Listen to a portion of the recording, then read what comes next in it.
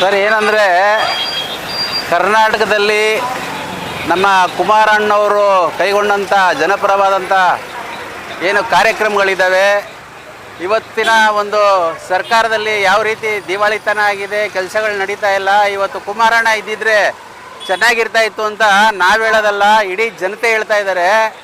ಇವತ್ತು ಜಾತ್ಯತೀತ ಜನತಾದಳ ಪಕ್ಷಕ್ಕೆ ಒಂದು 25 ವರ್ಷ ತುಂಬಿರುವಂಥ ಒಂದು ಈ ಸಂದರ್ಭದಲ್ಲಿ ಒಂದು ಜನತಾ ಸಮಾವೇಶನ ನಮ್ಮ ನಾಯಕರುಗಳು ಹಮ್ಮಿಕೊಂಡಿದ್ದಾರೆ. ನೀವೇ ನೋಡ್ತಾ ಇದ್ದೀರಾ, ಜನಗಳು ಹರಿದು ಬರ್ತಾ ಇದ್ದಾರೆ. ಇನ್ನೂ ತಂಡೋಪತಂಡವಾಗಿ ಲಕ್ಷಾಂತರ ಜನ ಸೇರುವಂಥ ಈ ಕಾರ್ಯಕ್ರಮದಲ್ಲಿ ನಾವೆಲ್ಲ ಭಾಗಿಯಾಗಿರೋದಕ್ಕೆ ನಮಗೆ ತುಂಬ ಖುಷಿ ಆಗ್ತಾ ಇದೆ. ಈ ಒಂದು ಕಾರ್ಯಕ್ರಮ ಅಚ್ಚುಕಟ್ಟಾಗಿ ನಿರ್ವಿಘ್ನವಾಗಿ ನೆರವೇರಲಿ ಅಂತ ಆ ಭಗವಂತನಲ್ಲಿ ನಾವು ಕೇಳ್ಕೊಳ್ತೀವಿ.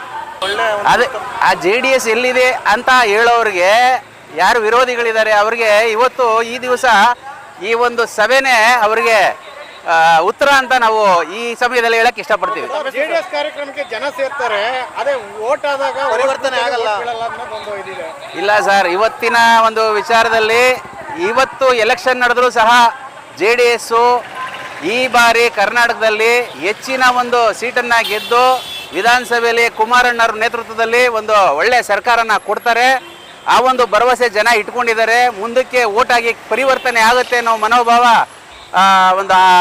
ನಮಗೆ ಇದೆ ಅಂತ ನಾನು ಈ ಸಂದರ್ಭದಲ್ಲಿ ಹೇಳಕ್ಕೆ ಇಷ್ಟಪಡ್ತೀನಿ. ಇದ್ರ ಬಗ್ಗೆ ಗ್ರೇಟರ್ ಬೆಂಗಳೂರು ವ್ಯಾಪ್ತಿನಲ್ಲಿ ಏನಿವತ್ತು ವಾರ್ಡ್ಗಳ ಮರುವಿಂಗಡಣೆಗಳ ಮಾಡಿದ್ದಾರೆ, ಅದು ಕೆಲವು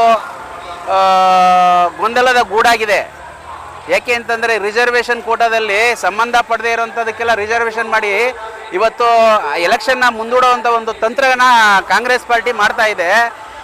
ಇವತ್ತು GBA ಎಲೆಕ್ಷನ್ ನಡೆದರೂ ಸಹ ಬೆಂಗಳೂರಲ್ಲಿ ಕನಿಷ್ಠ ಪಕ್ಷ ಕುಮಾರಣ್ಣವರ ನಮ್ಮ ಜಾತ್ಯತೀತ ಜನತಾದಳ ವತಿಯಿಂದ ಸುಮಾರು 150ರಿಂದ 200 ಸೀಟನ್ನು ಗೆಲ್ಲೋ ಒಂದು